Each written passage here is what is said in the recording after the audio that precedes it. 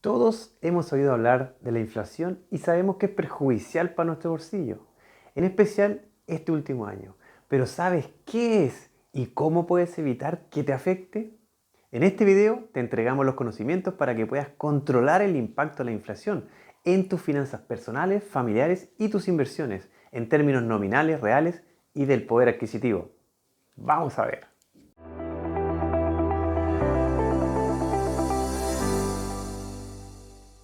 Lo primero que tenemos que saber es ¿qué es la inflación? La definición de inflación es tasa a la que los precios considerados como un todo aumenta. Es decir, se toman todos los precios de un país, se suman todos esos precios y te da un resultado. Después, en un tiempo X, al año después, al mes o dependiendo cómo se vaya midiendo, ¿cierto? Se suman todos los precios del país y con eso se saca un resultado. Y ese cambio del todo de los precios, de ese valor, de ese resultado final, es la inflación. Ahora, como ven, obviamente es muy difícil poder sumar o tener el detalle de todos los precios. Así que hay distintas formas de estimarlo. La más conocida o la más común y la que se usa acá en Chile es el IPC, el índice de precios al consumidor, que mide el número de pesos que se necesita para comprar una canasta de bienes y servicios que se supone representa las compras típicas de una familia. Y en esa canasta hay productos que suben y productos que bajan, pero se suman todos y se saca ese resultado, como decía. Y esa canasta representa los bienes típicos, las compras típicas de una familia, ¿ya? Por eso que de repente también hay algunos rubros o algunas empresas, algunos precios que dicen que no están reflejados o no se ven reflejados en el IPC. ¿Por qué? Porque no están considerados en esta canasta. Entonces quizás puede tener un comportamiento distinto. Pero es la aproximación que se usa, ¿cierto?, en muchos países o la más común, básicamente. Por ejemplo, supongamos que yo tengo 100 pesos y con 100 pesos yo me compro un pan, ¿no? Y después, en un tiempo posterior, un año después, por ejemplo, tuve el pan subió a 200 pesos. O sea, tuve el 100% de inflación, ¿cierto? El doble. De 100 pesos un pan a 200 pesos el mismo pan. Entonces, puedo comprar la mitad de cosas. O sea, si antes compraba un pan con 100 pesos, después no, con el 100 pesos voy a comprar medio pan, ¿ya? Y por lo tanto significa que el valor real del peso, de mi moneda, de mi moneda en este caso el peso, cayó a la mitad o cayó un 50%. O sea, la inflación subió, pero el valor real de la moneda bajó. Y eso es lo que se llama el poder adquisitivo, ¿ya? El poder, cuánto yo puedo comprar con mi moneda. Ese poder disminuyó, porque lo que antes compraba, en este caso un pan, después ya puedo comprar la mitad.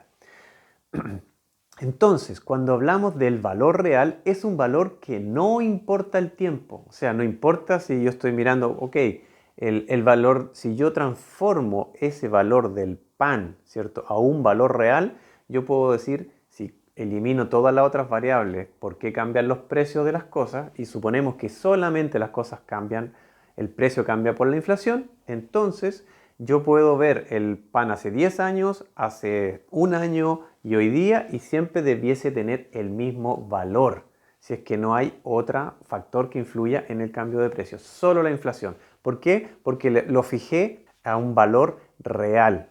Y como ese valor real tiene incorporada la inflación, entonces siempre se mantiene su poder de compra o adquisitivo, ¿ya? Y por eso se creó la UF en el caso de Chile. La UF no es una moneda propiamente tal, pero para efectos prácticos se puede considerar como que fuera una moneda real y no nominal, como es el caso del peso. El peso es una moneda nominal y por eso que su poder de compra pierde, ¿cierto? Cambia en el tiempo, generalmente baja su poder de compra. En cambio, la moneda real no pierde su poder de compra. O sea, lo que yo compraba, por ejemplo, con 1000 UF hace 10 años, es lo mismo que yo puedo comprar con esas 1000 UF hoy día. Entendido el concepto ya de la inflación, la pregunta es cómo se relaciona la inflación con con las tasas de interés. Por ejemplo, si yo invierto 1.000 pesos en el banco y hay una tasa, en este caso un depósito a plazo del 10%, significa que yo voy a recibir 1.100 pesos cuando termine el plazo. Pensemos todo un año para simplificar. Entonces invierto 1.000, tengo una tasa del 10% a un año y al final del año, 12 meses después, voy a recibir, ¿cierto? Me van a devolver 1.100 pesos, ¿ya? Ahora, uno podría decir, bueno, entonces soy 100 pesos más rico que antes, porque antes tenía 1.000 y ahora tengo 1.100, así que soy un 10% más rico. Pero en ese tiempo, lo más probable es que la moneda haya perdido su valor adquisitivo, como ya explicamos, ¿cierto? Y por lo tanto, si yo con 1.000 pesos podía comprar una cierta cantidad de cosas, hoy día con los 1.100, o sea, con los mismos 1.000 pesos, no voy a poder comprar lo mismo. Cambió.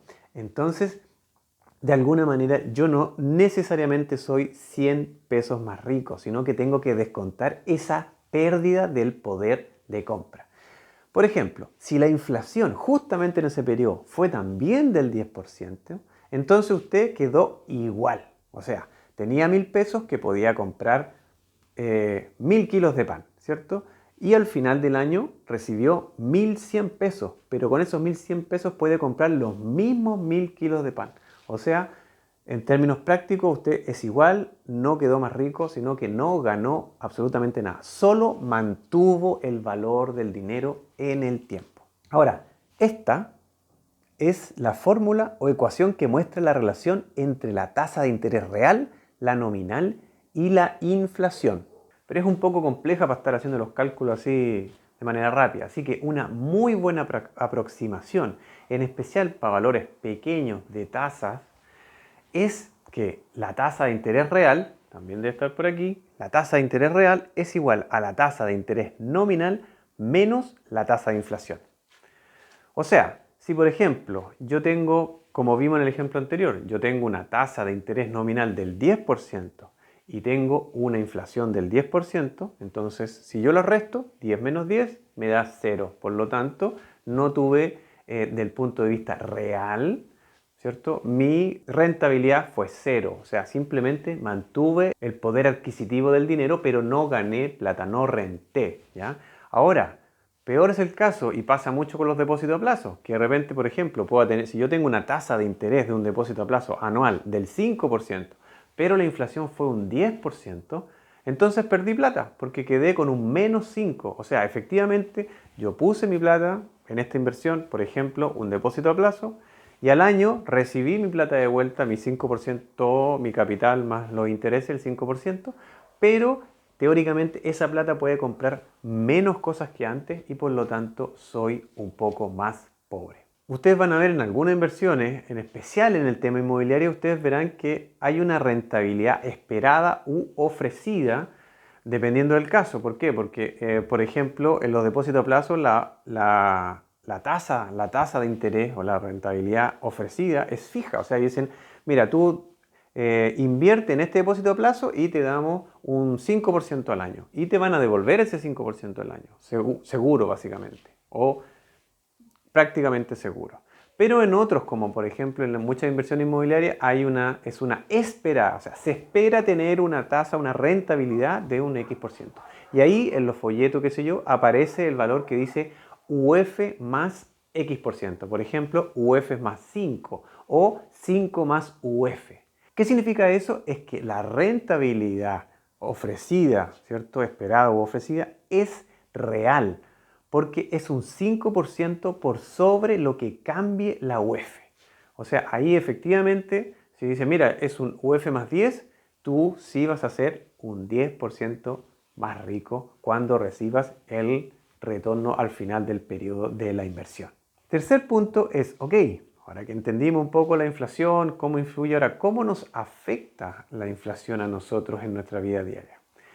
De los puntos anteriores se puede inferir que la inflación nos afecta principalmente en dos temas importantes. Lo primero, o el primero, es en el poder adquisitivo del dinero, ¿cierto? La cantidad de bienes y servicios que puedo comprar con una cantidad X de dinero y que no es lo mismo tener 1.000 pesos hoy que 1.000 pesos mañana, porque si existe inflación voy a poder comprar menos cosas en el futuro. Por lo tanto, lo que yo tengo que hacer justamente es asegurarme que mis ingresos vayan aumentando a una tasa o velocidad mayor que la inflación. O sea, si la inflación es un 10%, yo tengo que asegurarme de que mis ingresos crezcan más de un 10% cada año para al menos, ¿cierto?, poder tener la misma capacidad de compra. El segundo punto como nos afecta es que cuando yo invierta o haga algún negocio o básicamente, como dije, me esfuerce para ir haciendo que mis ingresos vayan creciendo en el tiempo, debo estar muy claro cuando hablo o del dinero,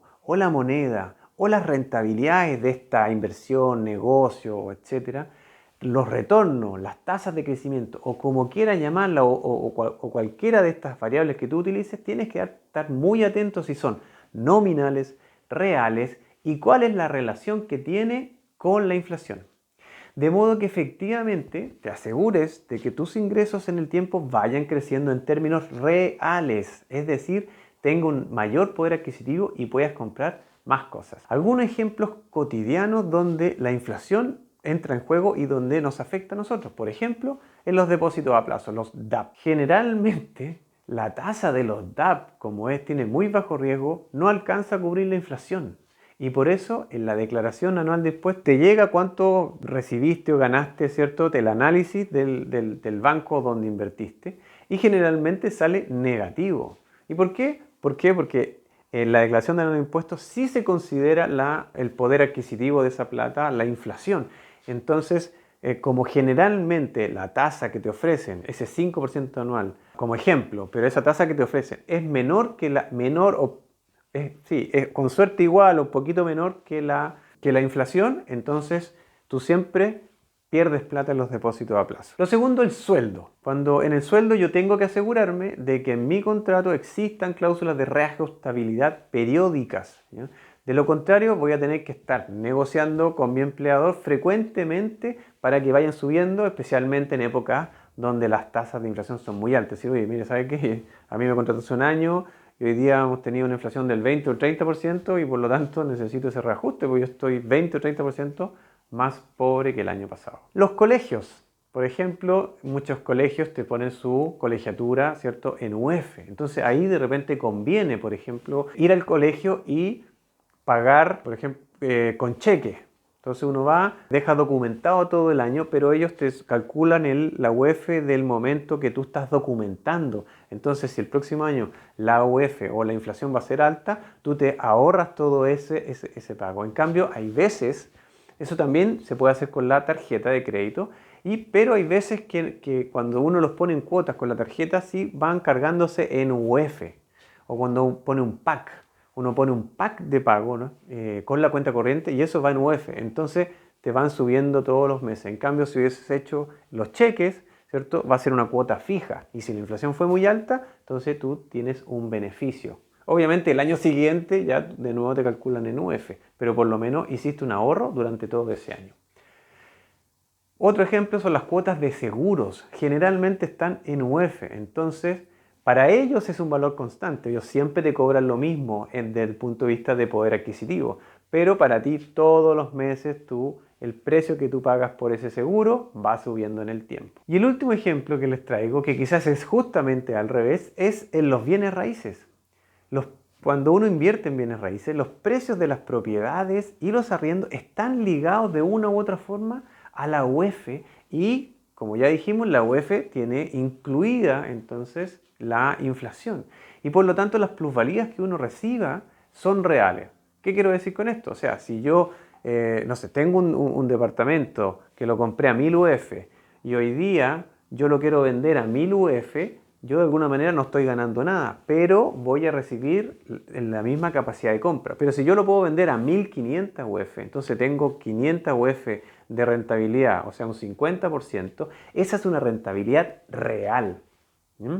¿Por qué? Por lo que dijimos que el poder adquisitivo.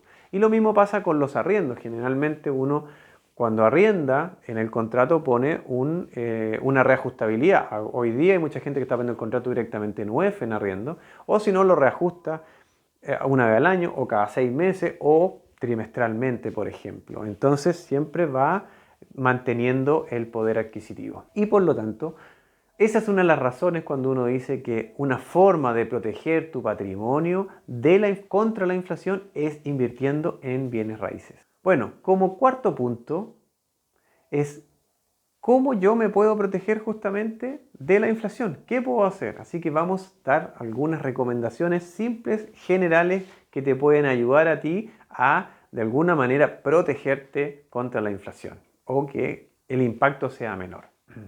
Cuando tú inviertas, fíjate en que las rentabilidades sean reales y no nominales. O sea, averigua y pregunta qué rentabilidad hay, averigua cuál es la inflación esperada para el próximo año y en base a eso puedes tomar una decisión más informada, ¿no? Si no está especificada cuál es la rentabilidad que está, pregunta.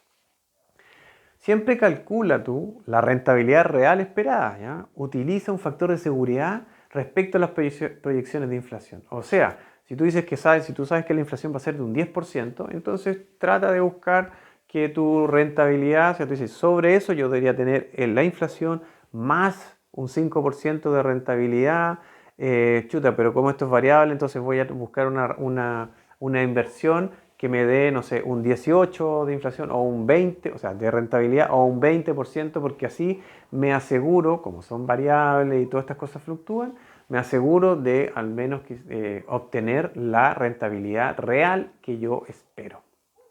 Busca inversiones que ofrezcan rentabilidades reales también, como por ejemplo los depósitos a plazo en UF. Por ejemplo, en Chile creo que ahora también están saliendo de nuevo los depósitos a plazo. Hubo un tiempo que se cortaron los depósitos a plazo en UF. Entonces, ahí tú por lo menos, si es que no tienes una alternativa de inversión distinta, si te dicen que tiene un 3% al año, es UF más 3%. O sea, sí hay una rentabilidad real del 3%, si es que fuera ese el valor. Ya lo dijimos anteriormente, invierte en bienes raíces porque eso sí te protege directamente y con un riesgo mucho, mucho menor y mucho más acotado que otro tipo de inversiones. Haz todas las gestiones, para indexar tus ingresos a la inflación. O sea, ve si tienes que negociar con tu empleador para que esté indexada a la inflación. Justamente busca de generar otro tipo de ingresos y ve que ese tipo de ingresos esté en inflación, como por ejemplo cuando yo invierto en bienes raíces, ¿cierto? Entonces tengo el arriendo y eso que me va llegando está indexado a la inflación, etcétera. Y por último, pon a trabajar tus ahorros o invierte protegiendo el valor. O sea, cuando hay inflación y periodos de inflación altos, una de las peores cosas que uno puede hacer es mejor no hacer nada, ¿ya? O sea, simplemente, mira, voy a esperar qué pasa, así que mejor dejo eso. Porque si más encima yo tengo los ahorros en depósito a plazo, en cosas o bajo el colchón, o quizás con rentabilidades muy bajas, yo cada minuto que pasa voy perdiendo plata porque la inflación se la va comiendo. Entonces, a menos que mis ahorros los tenga protegidos contra la inflación, lo peor que puedes hacer es no hacer nada y dejar tus ahorros cuando hay periodos de alta inflación. Algunos ejemplos adicionales. Anticipa compra de artículos que uses frecuentemente. Si tú sabes que vas a tener que comprar en 2 meses más algo que siempre lo compra y siempre lo necesita, bueno, quizás hoy es el minuto de comprarlo, si es que tienes los recursos, cómpralo ahora porque sabes que en 2 o 3 meses más va a estar más caro. No te endeudes, ¿ya? Trata de no tomar deudas porque las deudas, de alguna manera la tasa de interés de las deudas, en especial si son variables, ¿cierto?, se ven muy influidas por la inflación. Entonces, en periodos de alta inflación,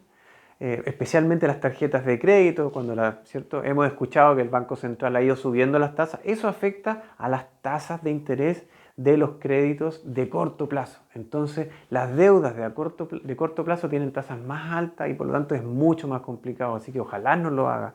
Y menos con la tarjeta de crédito que básicamente todos los meses más encima cambia y son muy, muy caras. Y hoy día tienen todo lo reflejado, ¿cierto?, el aumento que ha tenido las tasas de interés del Banco Central. Así que si tienes que comprar con tarjeta de crédito, a lo sumo compra todo precio contado. Eso sí puedes hacer, 2, 3 cuotas, precio contado, sin tasas de interés. Pero trata de pagar toda la cuenta de la tarjeta de crédito al mes. No pagues lo mínimo porque eso es lo peor que uno puede hacer, dada los intereses que te cobran, que son muy, muy caros. Como conclusión, ya sabes lo que es la inflación. cómo se determina y cómo te afecta. Así que ahora tienes que estar muy atento cuando inviertas, cuando compres o cuando contrates un servicio, de si se está hablando en términos reales o nominales, y así poder gestionar el impacto de la inflación en tus finanzas y la de tu familia y volcarlo a tu favor. Coméntame cuál fue la parte del video que más te hizo sentido y o si crees que hay algo que faltó mencionar. Además, ayúdanos a que más personas puedan tener acceso a este tipo de contenido. Dale like, suscríbete a nuestro canal si no lo has hecho aún, activa la campanilla, compártelo y comenta, y no te olvides de registrar en nuestra comunidad de inversionistas y futuros inversionistas de Vender House Group.